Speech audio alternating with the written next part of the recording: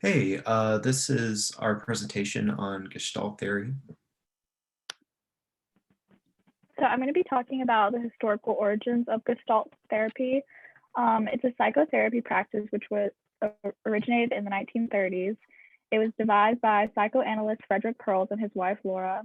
They had fled from Nazi Germany in 1933 and settled in South Africa, where they set up a psychoanalytic training institute. Here they developed the fundamental principles of Gestalt therapy. The Pearls broke away from Freud's analytic theory, creating their own synthesis of ideas. After World War II, Fritz and Laura moved to New York, where they continued to develop their approach, blending concepts from philosophy, politics, interpersonal relations, studies, and arts media. By the 1980s, Gestalt had become one of the most widespread and therapeutic personal development and training methods in the US. I'm going to talk about the key concepts and core principles of Gestalt theory.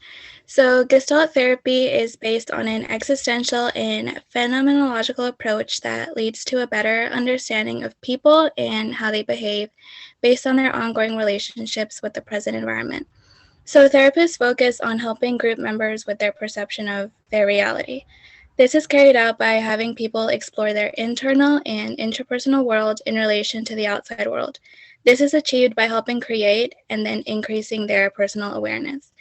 Concepts of the theory revolve around focusing on direct experiences, what is happening in the present, helping them gain awareness, and bringing up and dealing with a person's unfinished business from their past.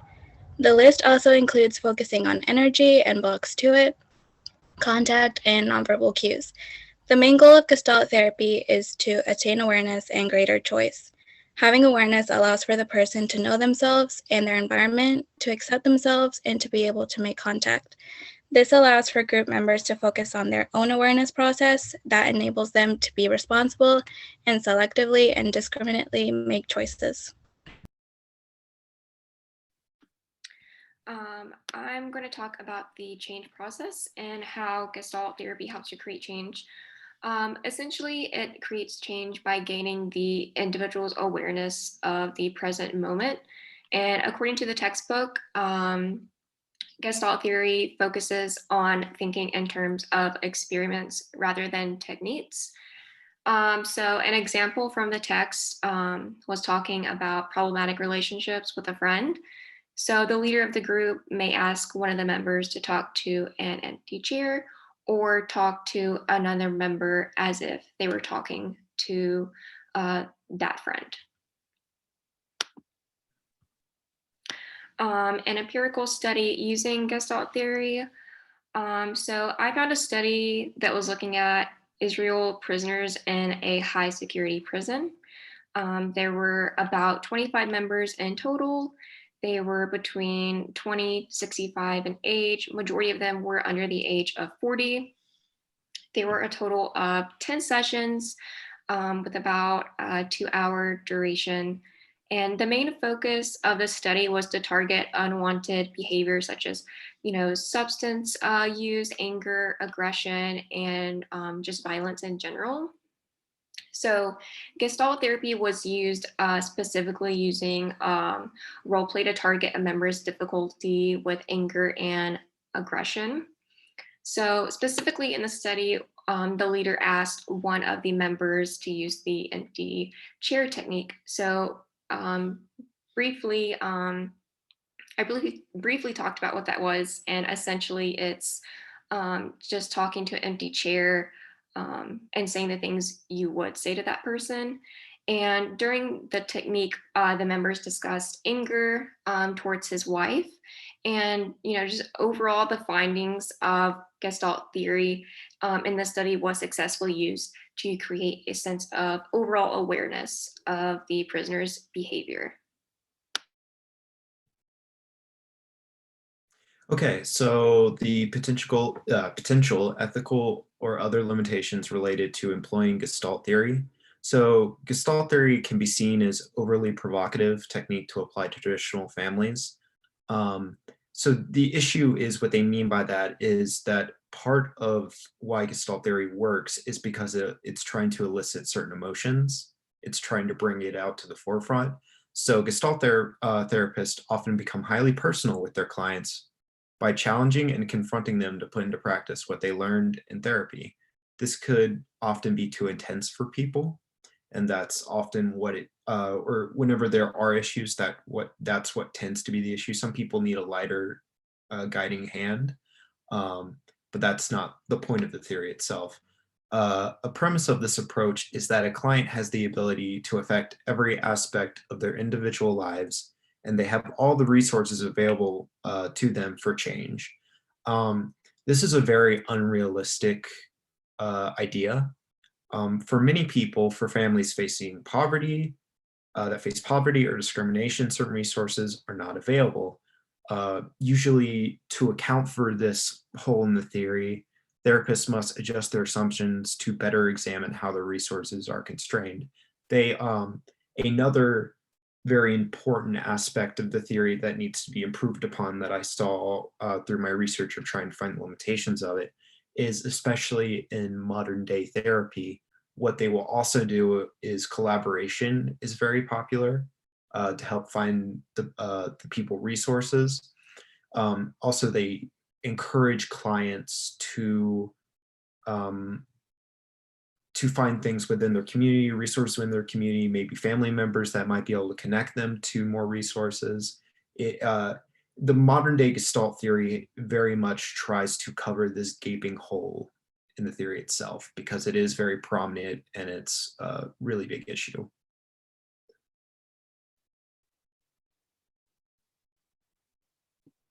How Gestalt theory has been used in social work. So Gestalt theory has been typically used in clinical practice, but it can be applied to any or all social work practices, as being authentic is something that all social workers strive to be for their clients. Gestalt theory unifies social work strengths perspective, as the social worker is more concerned about being supportive and helping the client understand their needs through how the client expresses themselves and their feelings, and this is how the social worker will pinpoint what their strengths are that the client possesses. Because dialogue is the foundation of having a good relationship, it is important that the social workers begin building the strong relationship from the beginning, and making sure that social workers have a sincere relationship with all clients is key, as they will become more willing to open up to the social worker, and which in turn will help them better understand the specific needs that they have. Having a therapeutic relationship with the client and social worker will both is something they will both get more out of, and something that they can both feel. This will help both parties know that what they have done is correct and right in order to best serve the client. And then the empty chair technique, Tara mentioned it earlier, but we will be using this in the presentation in just a minute. And then application to diverse population and problems through social work group practice. The Gestalt theory can be applied to individuals who are of diverse populations. The Gestalt theory uses many dialogue applications, but the UI dialogue is the most important when relating to specific social work practices. This is so they are not biased when working with clients. It can also be hard to put one biases behind them, but it is crucial that social workers do so that they can best serve their clients. And because it is that in the NASW Code of Ethics to reserve or all clients deserve respect and dignity. Also, going back to the Code of Ethics, just Gestalt emphasizes authenticity, sincerity, respect, and for humans as well. Diverse populations typically have problems that social workers do not have not gone through or do not know how to help, but using this approach will help encourage social workers and the clients get through them with a more open mind, so they will be more willing to open up and talk to the social worker.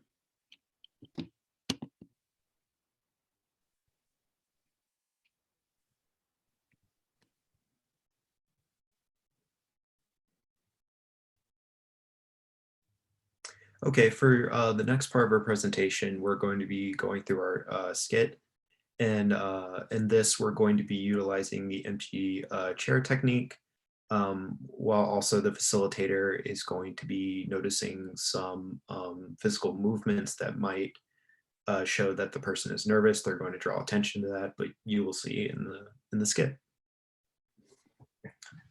Hi everyone, my name is Tara, and in this support group, we're going to be talking about abuse from past relationships. So to start out with, would everyone please introduce themselves and explain why they're here? Hello, my name is Daniela, and I'm here because I recently got out of a relationship that was very toxic. I never realized the extent of the abuse until I realized that I had to get away.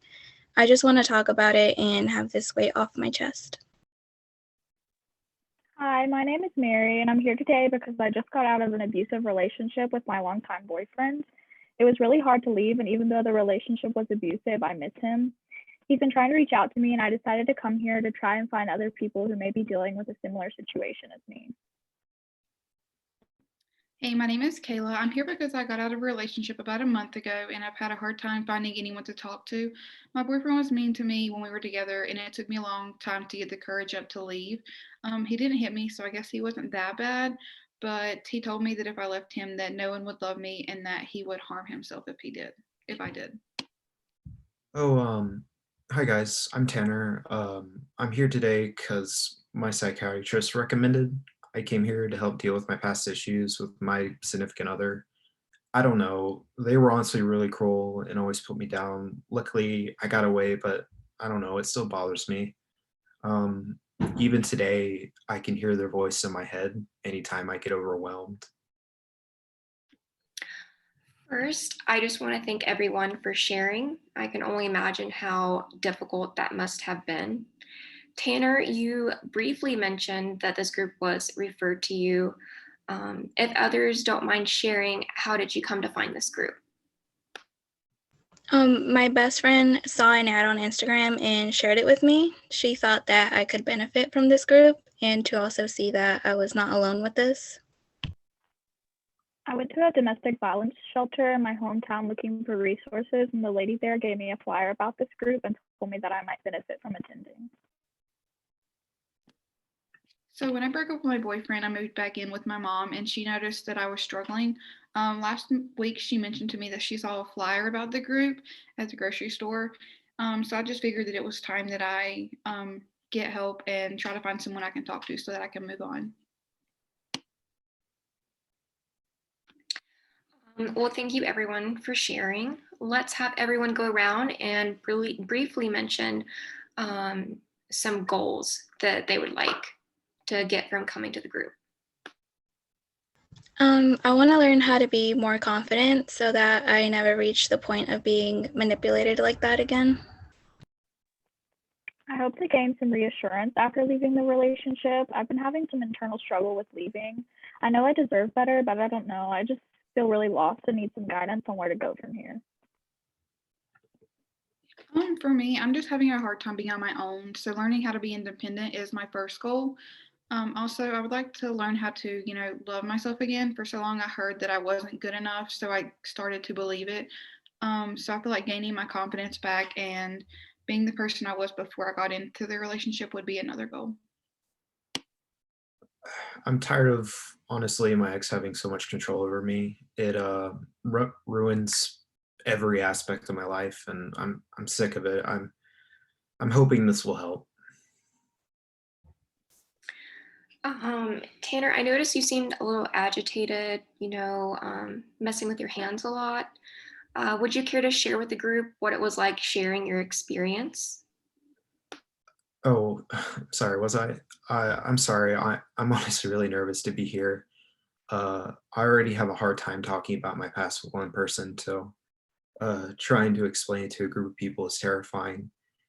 I feel like I'm about to have a panic attack. I think because of my past relationship, I always feel on edge, and it's really difficult to cope with. Okay, Tanner, if you're comfortable, why don't we try this empty chair technique where you pretend to talk to your past partner in this empty chair next to you and just talk about what you would say to them. How does that sound? Oh yeah, I can try that. Um, I guess I'd want to say that that person, you're no longer part of my life, and therefore you can't control me. You don't determine my worth because I know I'm capable without you. I don't need you. Okay, Tanner, I think you're doing a really good job sharing. Is there anything else you would like to tell your ex-partner? For years, it honestly, you made me feel like it was my fault that our relationship was falling apart when it was really yours. And I'm so glad I realized that. It made it more bearable when I finally left you. Tanner, can I just say that I'm really glad that you just said that. I feel like I'm dealing with a lot of those same issues, and it's really nice to know that I'm not the only one going through that. You- All right, everyone. Unfortunately, we are out of time. I just want to take another moment to thank everyone for sharing their experiences and being vulnerable. Everyone can take this technique we learned today home with them and utilize it. And I look forward to seeing everyone next week.